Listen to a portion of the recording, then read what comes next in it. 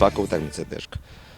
Olimpija nije slučajno Olimpija i sigurno su to kvalitetni pojedinci koji u svakom trenutku mogu eksplodirati i vratiti se u staru formu i to oni koji razumiju nogomet znaju da samo jedan pozitivan rezultat je dovoljan da se probude tog đavla što imaju u sebi i da povrate taj respekt koji su imali do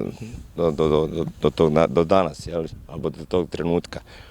I zadnja utakmica pokazala da su i kroz tu želju i kroz tu agresivnost zaslužili tu pobjedu protiv Maribora.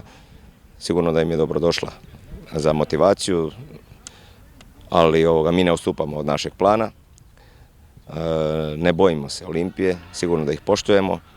U svakom slučaju očekujemo stvarno jako tešku utakmicu, ali mislim da smo spremni, da ćemo dati sve od sebe i da će momci pokazati karakter i borbu i te karakteristike koje su nas krasile do danas i htio bih da to zadržimo i samo takvim pristupom možemo da dobijemo pozitivan rezultat.